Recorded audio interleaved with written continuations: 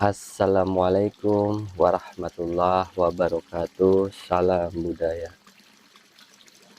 Jumpa lagi dalam channel Saung Mas 81, channel yang menceritakan tentang sejarah-sejarah para leluhur-leluhur kita terdahulu dan juga amalan-amalan yang pernah beliau-beliau lakukan dan tentang spiritual yang saya alami secara pribadi.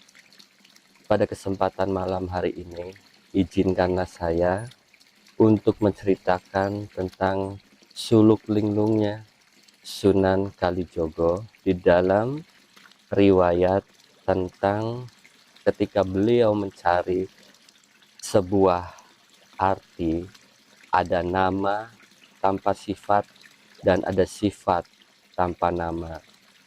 Untuk para sedulur-sedulur di seluruh Nusantara yang sudah mensubscribe channel ini, saya ucapkan terima kasih banyak, matur kesuwun sangat.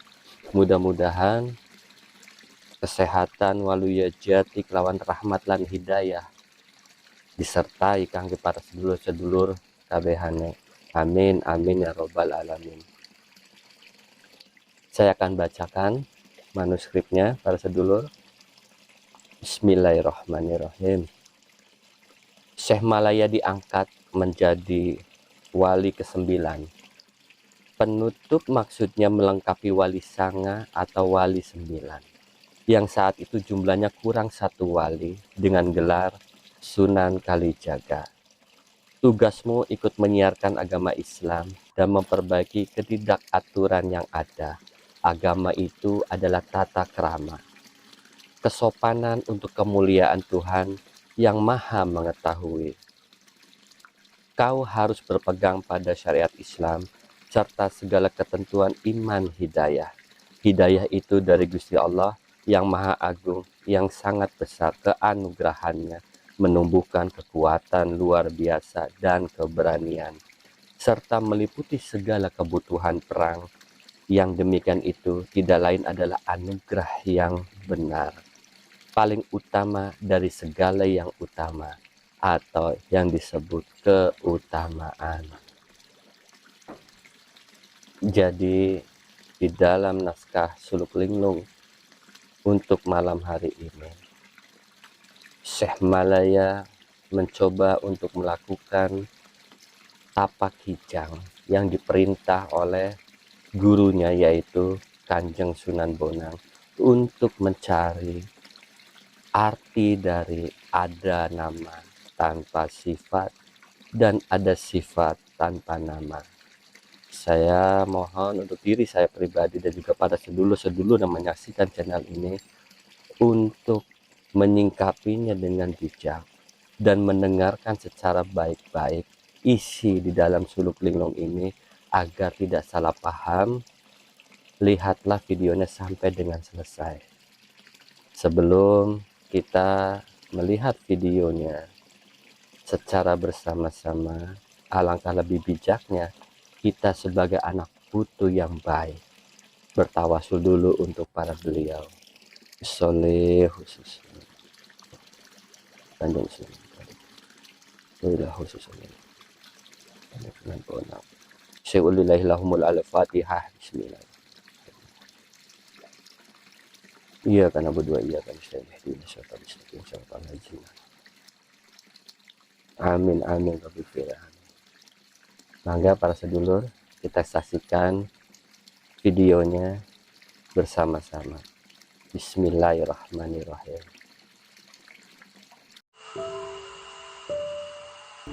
Bapak guru yang bijaksana, hamba mohon dijelaskan apakah maksud ada nama tanpa sifat dan ada sifat tanpa nama.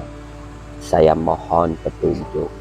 Tinggal itu yang ingin saya tanyakan, yang terakhir kali ini saja. Kanjeng Sunan Bonang bersabda dengan lemah lembut, kalau kamu ingin keterangan yang jelas, tuntas, matikanlah dirimu sendiri. Belajarlah kamu tentang mati selagi kau masih hidup, dan jangan sampai ketahuan manusia. Sudah habis segala penjelasan yang disampaikan. Kanjeng Sunan Bonang meninggalkan tempat tersebut dari hadapan Sunan Kalijaga. Timur laut arah yang dituju. Kira-kira baru beberapa langkah berlalu, Sunan Kalijaga ikut meninggalkan tempat itu, masuk ke hutan belantara. Raden Mas Syahid menjalankan laku kijang, berbaur dengan kijang menjang. Segala gerak laku kijang ditirunya, kecuali bila ingin tidur. Ia mengikuti cara tidur terbalik, tidak seperti tidurnya kijang. Kalau pergi mencari makan, mengikuti seperti anaknya kijang. Bila ada manusia yang mengetahui, para kijang segera berlari tunggang langgang. Sunan Kalijaga juga ikut berlari. Jangan sampai ketahuan manusia. Larinya dengan merangkak seperti larinya kijang. Pontang panting jangan sampai ketinggalan, mengikuti sepak terjang kijang. Nyata sudah setahun Syekh Malaya menjalani laku kijang, bahkan melebihi yang telah ditetapkan. Ketika itu Kanjeng Sunan Bonang bermaksud sholat ke Mekah. Dalam sekejap mata sudah sampai. Setelah sholat segera datang kembali. Kanjeng Sunan Bonang menuju ke hutan untuk memberitahu Syekh Malaya bahwa laku kijangnya telah usai. Sesampainya di dalam hutan, ia melihat kijang sama berlari, sedangkan anaknya sempoyongan mengikuti.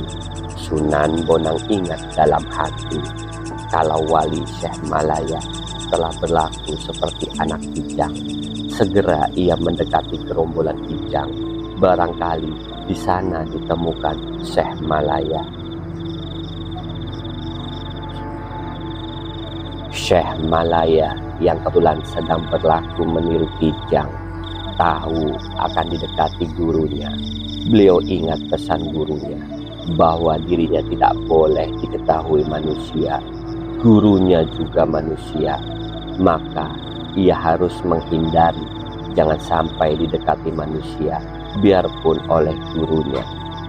Larinya tunggang langgang, tanpa memperhitungkan jurang atau tebing, ditubruk tidak tertangkap, dijaring dan diberi jerat. Kalau kena jerat dapat lolos, kalau kena jaring dapat melompati.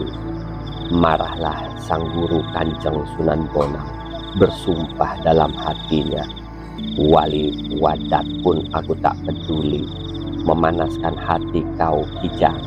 Bagiku memegang angin yang lebih lembut saja tidak pernah lolos, yang kasar akan lebih mudah ditangkap, mustahil akan gagal. Kalau tidak berhasil kali ini, lebih baik aku tidak usah menjadi manusia, lebih pantas menjadi binatang saja. Kanjeng Sunan Bonang bergerak dengan penuh amarah. Beliau berusaha menciptakan nasi 3 kepal telah disiapkan, dan segera ia mundur, siap melempar ke kijang.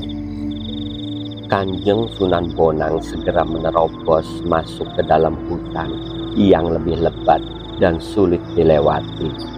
Setelah benar-benar menemukan yang sedang laku kijang, tengah berlari, segera ditampakkannya dengan nasi 1 kepal, tepat mengenai punggungnya. Syekh Malaya agak lambat larinya, terkena lemparan nasi sekepal. Lalu lemparan yang kedua mengenai lambungnya, jatuh terduduk Syekh Malaya. Kemudian dilempar lagi nasi 1 kepal. Syekh Malaya ingat dan sadar, kemudian berbakti kepada Sunan Bonang. Syekh Malaya berlutut hormat, mencium kaki Sunan Bonang. Berkata sang guru, Sunan Bonang, anakku, ketahuilah olehmu, bila kau ingin mendapat kepandaian yang bersifat hidayatullah, naiklah haji menuju Mekah dengan hati tulus, suci, dan ikhlas. Ambillah air Zam-Zam ke Mekah, itu adalah air yang suci. serta sekaligus mengharapkan berkah syafaat Kanjeng Nabi Muhammad Sallallahu Alaihi Wasallam yang menjadi suri tauladan manusia. Syekh Malaya berbakti mencium kaki gurunya dan mohon diri untuk melaksanakan tugas, yaitu segera menuju Mekah. Kanjeng Sunan Bonang lebih dahulu melangkahkan kaki menuju desa Bonang yang sepi.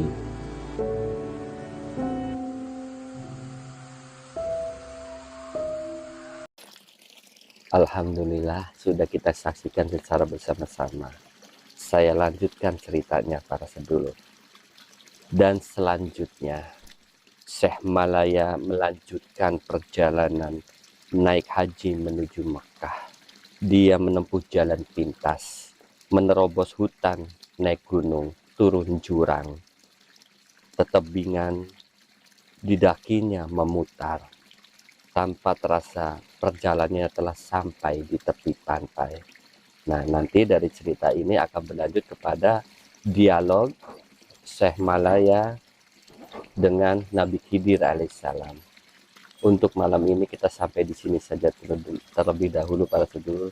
Mugi-mugi ada manfaatnya buat kita semua, terutama buat diri saya pribadi. Mohon maaf jika ada salah kata atau ucapan saya yang salah. Saya mohon ampura sedalam-dalamnya. Terima kasih yang sudah mensubscribe. Mudah-mudahan rezekinya dilimpahkan oleh Gusti Allah Subhanahu wa taala. Amin amin ya robbal alamin. Rezeki yang jauh didekatkan, yang di atas diturunkan, yang di bawah dinaikkan, dideraskan bagaikan air terjun yang terus mengalir tiada henti. Amin amin ya robbal alamin. Assalamualaikum warahmatullahi wabarakatuh. Salam budaya.